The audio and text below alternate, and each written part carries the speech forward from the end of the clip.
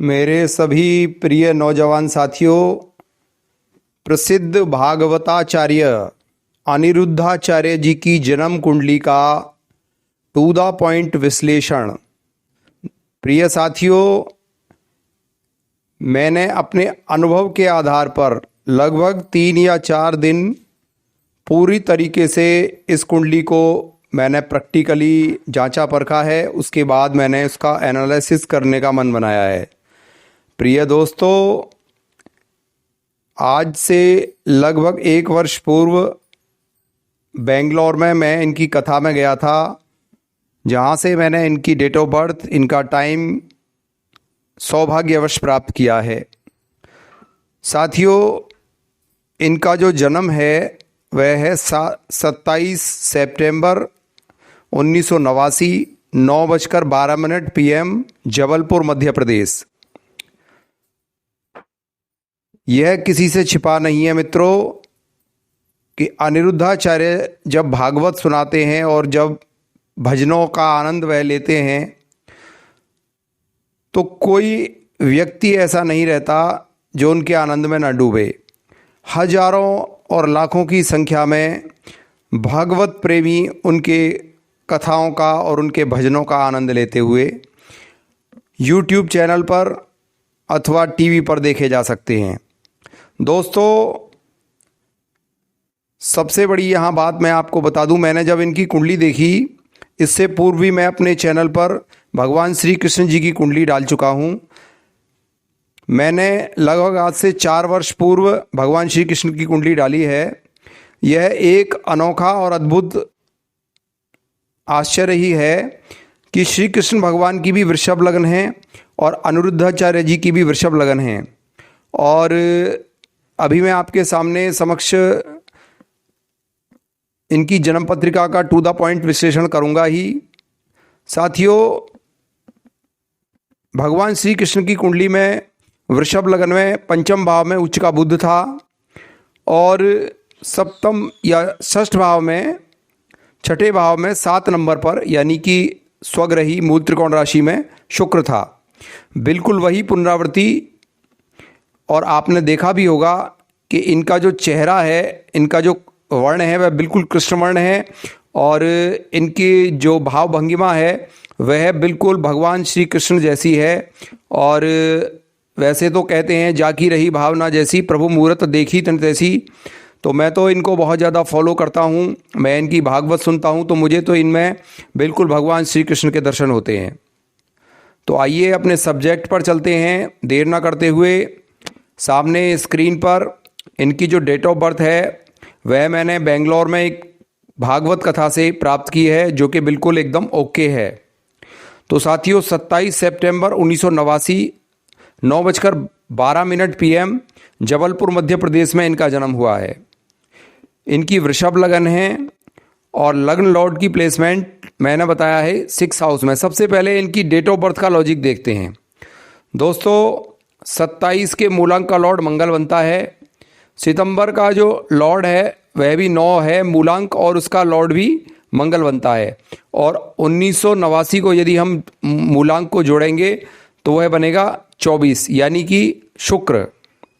प्रिय साथियों, अनिरुद्धाचार्य जी का जो नाम है वह ए ऑल्ट्रेशन से शुरू होता है और इनकी कुंडली में ए ऑल्ट्रेशन का जो लॉर्ड है वह मंगल बनता है। साथियों, वृषभ लगन पर पंचम भाव में, पंचम त्रिकोण में सूर्य और बुध के, बुध आदित्य राजयोग के साथ मंगल विराजित है। जैसा कि ज्योतिष में पाराशर्य नियम के अनुसार बताते हैं, यदि सूर्य और बुध की युति बन रही होगी और ऐसी कंडीशन में अगर मंगल भी वहीं बैठ जाए तो मंगल के सारे दोष नष्ट हो जाते हैं। और यहाँ मंगल जो है वह परम योग कारक ग्रह की भूमिका निभाते हैं। तो इनकी वृषभ लगन पर पंचम भाव में चतुर्थे सूर्य केंद्र का मालिक होकर त्रिकोण में बैठा है और सूर्य चंद्रमा का लॉर्ड भी है और यहाँ यह उच्च के बुध के साथ बैठा है और बुध यहाँ पर रेट्रोगेट होकर त्रिकोण में उच्च का बैठा है और वह वक्री होकर चौथे भाव को भी अफेक्टेड कर रहा है, जो कि केंद्र त्रिकोण बना रहा है। तो यह अपने आप में एक बहुत ही शानदार राजयोग बनता है कि इनकी कुंडली में चंद्र का लॉर्ड बनता है सूर्य, और वह त्रिकोण भाव में उच्च के बुध के साथ बैठा है। इससे ज़्यादा शानदार योग क्या होगा।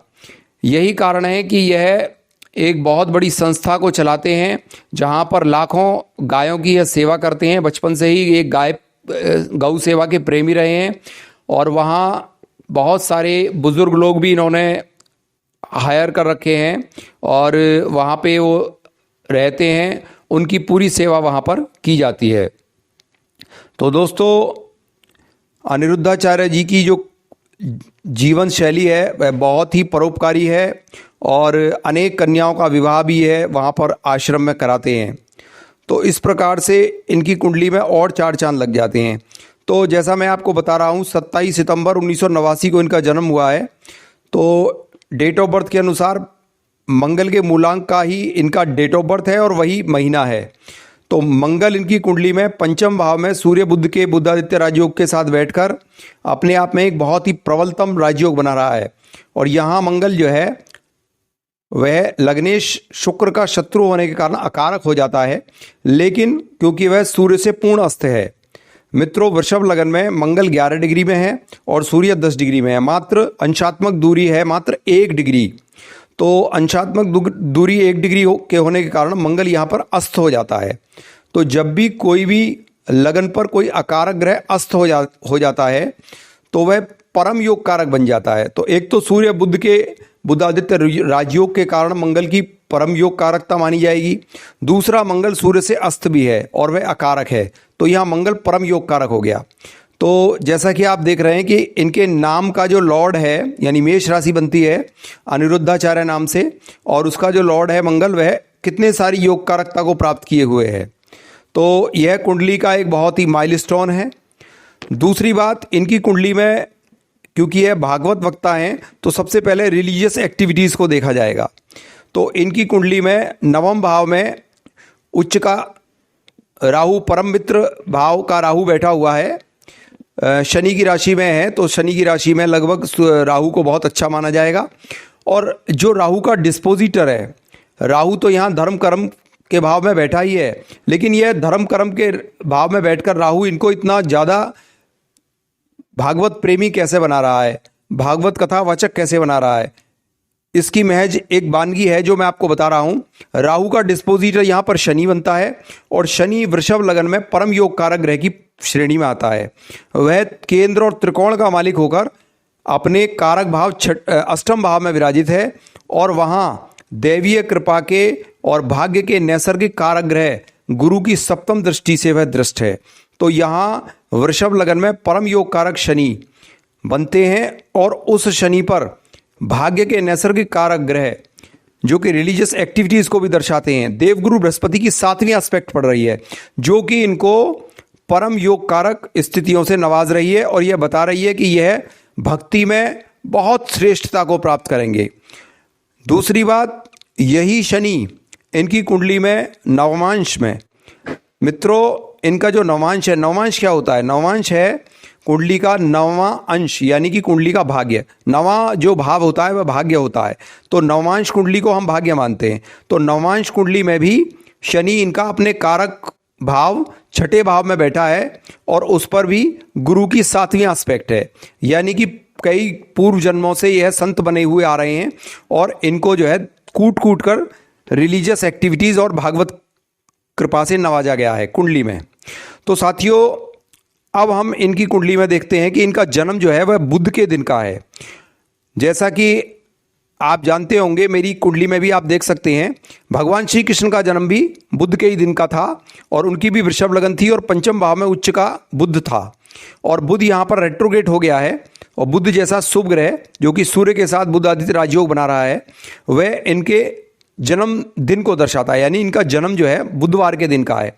और आप जानते हैं कि जो भी भागवत कथा सुनाते हैं, उनका जो वाणी का ग्रह है वह मजबूत होना ज़रूरी है।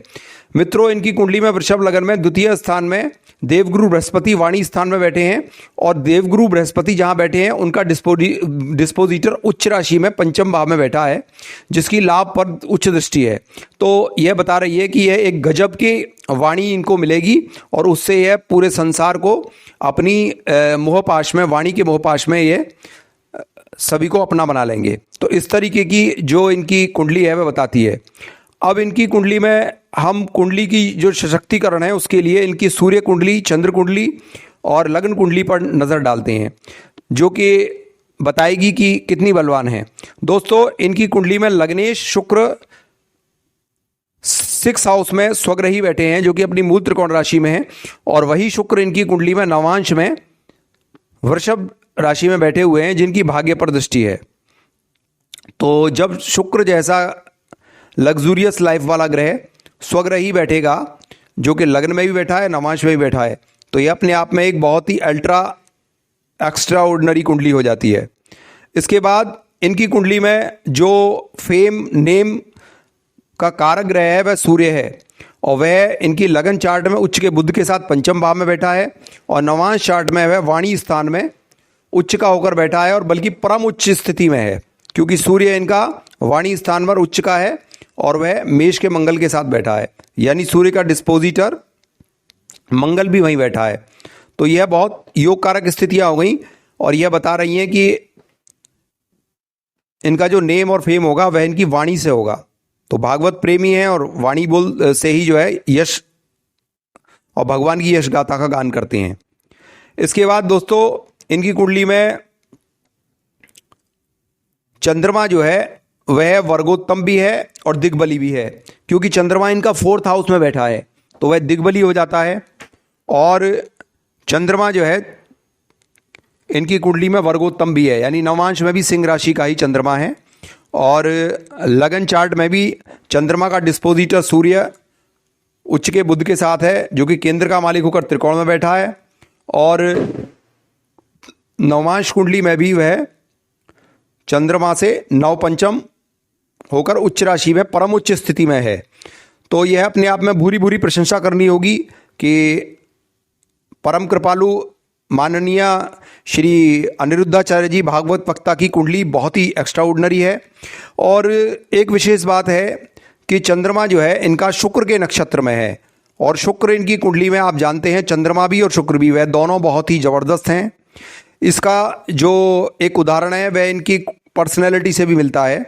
इनके बाल घुंघराले हैं, और इनका जो मोहक चेहरा है वह देखते ही बनता है। मित्रों, गुरु इनका 15 डिग्री का है, जो कि भाग्य का नैसर्गिक कारक ग्रह होता है।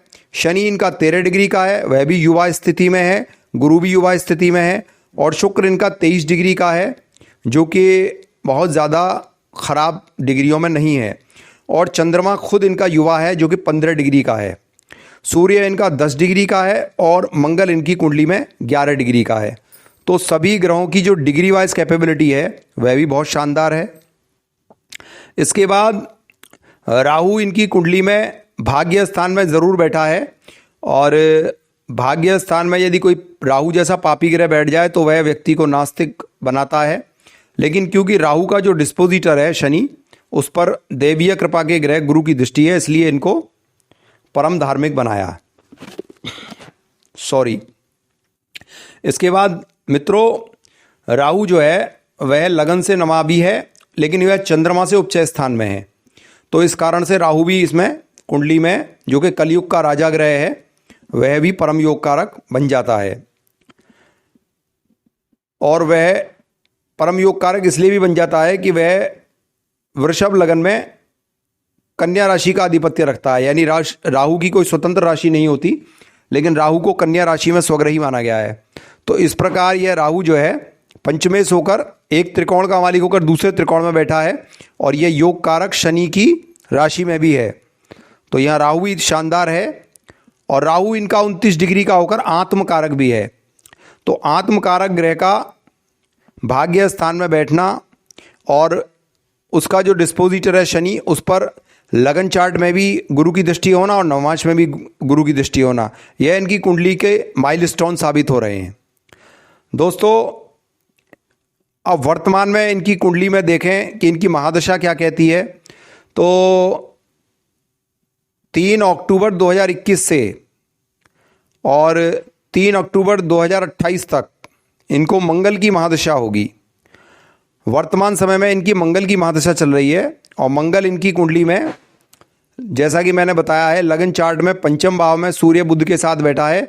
और मंगल जिस कुंडली में बैठे उस कुंडली में यदि सूर्य बुध एक साथ बैठ जाते हैं तो मंगल का कितना भी कोई नेगेटिव प्रभाव हो वह पॉजिटिव में बदल जाता है। और मंगल यहाँ सूर्य से अस्त भी हैं, तो बेशक वह वृषभ लगन में अकारक हैं लेकिन वह परम योग कारक बन जाते हैं। और वहीं नवांश में मंगल मेष राशि में द्वितीय स्थान में बैठे हैं, जिनकी की भाग्य पर नवी दृष्टि से शुभ एस्पेक्ट पड़ रही है। तो यह कुछ ऐसे तथ्य हैं जो इनको लगातार जो है समृद्धशाली और योग्यता से भरपूर बनाए हुए हैं।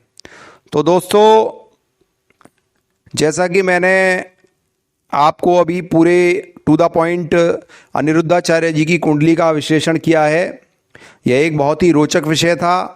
मैंने इनके साथ एक बार विजिट की थी तो मेरा बड़ा मन हुआ था, मैंने कहा इनकी मैं कुंडली को टू द पॉइंट सभी दर्शकों को बताऊंगा। इनकी डेट ऑफ बर्थ और टाइमिंग बिल्कुल फिक्स है, मैंने बड़े अथक प्रयास के बाद प्राप्त की है। मेरा जो है करीब 16-17 मिनट का विश्लेषण है, आपने पूरा देखा है। अब तक आप मेरे वीडियो पर बने हुए हैं लगातार, इसके लिए आपका कोटि कोटि धन्यवाद। आप स्वस्थ रहें, मस्त रहें। जय श्री कृष्णा।